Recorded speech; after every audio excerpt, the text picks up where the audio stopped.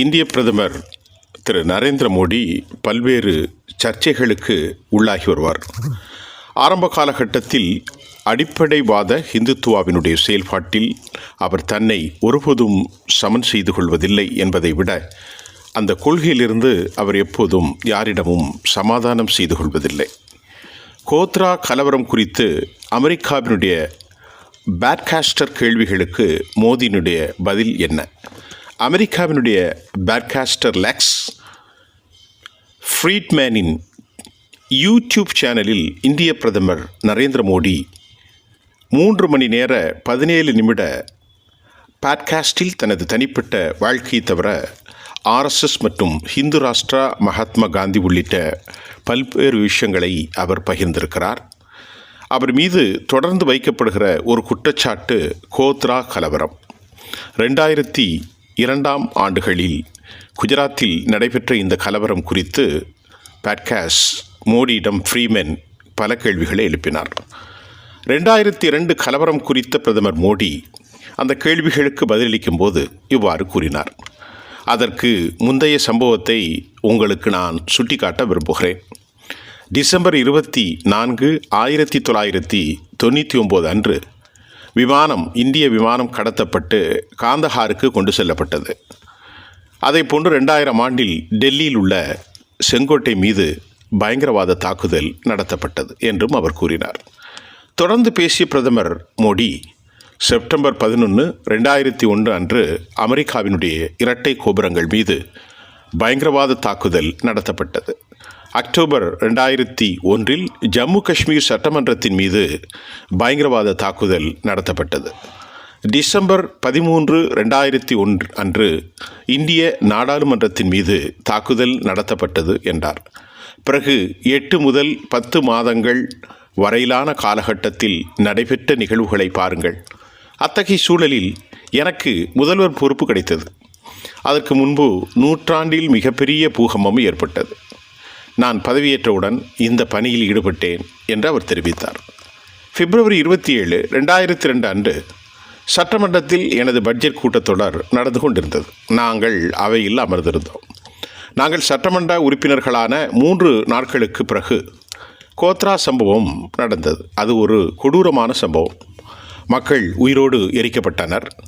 காந்தஹார் விமான விபத்தில் தொடங்கி பின்னணியில் பல பெரிய சம்பவங்கள் நடந்தன. ஏராளமான மக்கள் இறந்தனர், உயிருடன் எரிக்கப்பட்டனர். நிலைமை எப்படி இருக்கும் என்று உங்களால் கற்பனை செய்ய முடிகிறதா என்று மோடி கேள்வியாளருக்கு கேள்வி எழுப்புகிறார். ஒரு பெரிய கலவரம் நடந்ததாக கூறுபவர்கள் இந்த தவறான கருத்தை பரப்பியுள்ளனர் என்றும் நரேந்திர மோடி குறிப்பிட்டார். 2002 ஆண்டுக்கு முந்தைய தரவுகளை பார்த்தால் குஜராத்தில் எத்தனை கலவரங்கள் நடந்தன என்பதை நாம் காணலாம். பட்டமிடும் போட்டியில் வகுப்புவாத வன்முறை நடந்துள்ளது. சைக்கிள் மோதலால் கூட வகுப்புவாத வன்முறைகள் நடந்துள்ளன.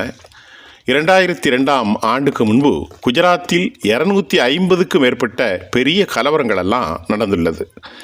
1969 ஆண்டு நடந்த கலவரங்கள் 6 மாதங்கள் நீடித்தன. அத்தகைய பெரிய சம்பவங்கள் ஒரு தீப்பொறியாக்கி சிலர் வன்முறையில் ஈடுபட்டனர் என்றும் கூட பிரதமர் மோடி தெரிவித்தார். ஆர்எஸ்எஸ் குறித்த ஒரு பதிலுக்கு, சங்கம் ஒரு பெரிய அமைப்பு, 100 ஆண்டுகளை நிறைவு செய்கிறது. உலகில் எங்காவது இவ்வளவு பெரிய தன்னார்வ அமைப்பு இருக்குமா? கோடிக்கணக்கான மக்கள் அதனோடு தொடர்புகளுடைய சங்கத்தை புரிந்து கொள்வது அவ்வளவு எளிதானதல்ல. சங்கத்தின் செயல்பாடுகளை உணர வேண்டும். சங்கம் வாழ்க்கையின் நோக்கத்திற்கு வழிகாட்டுகிறது. சங்கத்தின் சில தன்னார்வ தொண்டர்கள் காடுகளில் வனவாசி கல்யாண் ஆசிரமத்தை கூட நடத்துகிறார்கள். அவர்கள் பழங்குடியினரிடையே ஏகல் வித்யாலாவை நடத்தி வருகிறார்கள். அமெரிக்காவில் கூட அவர்களுக்கு $10 முதல் $15 நன்கொடை அளிக்கிறார்கள். இதுபோன்று 70,000 பள்ளிகள் இயங்குகின்றன. அதே போல கல்வியில் புரட்சியை கொண்டு வர வித்யா பாரதி என்ற அமைப்பு அமைக்கப்பட்டது. அவர்கள் நாட்டில் 25,000 பள்ளிகளை நடத்துகிறார்கள் என்று கூட பிரதமர் கூறினார். ஆர்எஸ்எஸ் கிளைகளிலிருந்து வெளியே வந்து தொழிற்சங்கங்களை பல நடத்துவதாகவும் கூட அவர் இடதுசாரிகளை குறித்து தன் பார்வையிலே தெரிவித்தார். இப்பொழுது நரேந்திர மோடி தன்னுடைய ஆட்சியில் இவ்வளவு பெரிய படுகொலைகள் நடந்ததை அவர் ஒப்புக்கொள்கிறார். உயிரோடு எரிக்கப்பட்டதை ஒப்புக்கொள்கிறார். பலர் படுகொலை செய்யப்பட்டதை ஒப்புக்கொள்கிறார். இந்த உயிரோடு எரிக்கப்பட்டவர்கள் மதச்சிறுபான்மையினார முஸ்லிம்கள் தான். இந்த படுகொலைக்கு உள்ளானவர்கள் தீக்கிரையானவர்கள். இன்றைக்கு கூட பல்லாயிரக்கணக்கான இஸ்லாமியர்கள் அங்கே வாழ்வீழுக்காக தங்கள் இடங்களை, நிலங்களை எல்லாவற்றையும் இழந்து அடிப்படை கட்டமைப்பு கூட இல்லாமல் கிட்டத்தட்ட ஒரு 23 ஆண்டுகளாக அல்லல்படுகிற நிலைமையை பார்க்க முடிகின்றது என்கிறார்கள் குஜராத்திலிருந்து. ஆனால் தனது ஆட்சியில் இது நடந்தது என்பதை அவருடைய ஸ்டேட்மெண்ட்டின் மூலமாக, அவருடைய பேட்டியின் மூலமாக, அதாவது அமெரிக்காவினுடைய பாட்காஸ்டருக்கு அளித்த பேட்டியில், லெக்ஸ் ஃப்ரீமன்ஸ் பாட்காஸ்டருக்கு யூடியூப் சேனலில் அவர் ஒப்புக்கொள்கிறார்.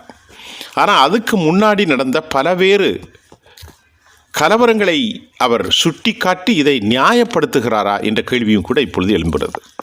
எனது ஆட்சியில் நடந்தது தவறு, நான் இதை கட்டுப்படுத்த முடியவில்லை என்று சொல்வது வேறு. ஆனால் இதற்கு முன்னாலே எல்லாம் இவ்வளோ நடந்ததே, இதை என்ன நீங்கள் பேசுகிறீர்கள் என்று அவர் இப்போது பாட்காஸ்டுக்கு அளித்த பேட்டி சர்வதேச அளவிலும் இந்திய அளவிலும் பெரும் பேச்சொருளாக இருக்கிறது. இதற்கு முன்பு அவர் ஒரு காணொலியில் இவ்வாறு சொல்லியிருந்தார். அதாவது, நாய் எனது காரில் அடிபட்டால் கூட நான் வருந்தக்கூடியவனே என்று சொன்னார். அதுவும் இந்தியாவிலே பேச்சு பொருளாக ஆகியது. கடந்த 2024 மே மாதம் நடந்த தேர்தலில் பெரும்பான்மையாக அவரது பரப்புரை முஸ்லிம்களை குறிவைத்திருந்ததாக சர்வதேச செய்தி ஏஜென்சி தெரிவித்திருந்தது. அந்த செய்தி ஏஜென்சியில் அவர் 110 முறை வெறுப்பு வார்த்தைகளை இந்திய சிறுபான்மை முஸ்லிம்களுக்கு எதிராக உமிழ்ந்தார். அவர் தொடர்ந்து கடுமையாக பேசினார் என்றும் பதிவுகள் இருக்கிறது. ஆகவே கோத்ராவில் உயிரோடு எரிக்கப்பட்டதையும் ஏராளமான சிறுபான்மை முஸ்லிம்கள் படுகொலை செய்யப்பட்டதையும் தான் ஆட்சிக்கு வந்த புதிதில் நடந்ததையும் அவர் ஒப்புக்கொள்கிறார். ஆனால் இதை அவர் தவறு என்று ஒப்புக்கொள்கிறார். இதற்கு முன்பெல்லாம் இந்த தவறுகள் நடந்ததே, இதுவும் அப்படித்தான் என்று தன் தவறுக்கான நியாயத்தை அவர் பேசிக்கொள்கிறார் என்பதுதான் அவருடைய இந்த பாட்காஸ்டிங்குடைய பேட்டியிலிருந்து நாம் அறிந்து கொள்ள முடிகிறது. அல்லது வேறு வேறு விளக்கங்களை அவர் சார்பில் பலர் வைக்கக்கூடும் என்பதே இந்த செய்தியினுடைய புரிதலாக இருக்கிறது.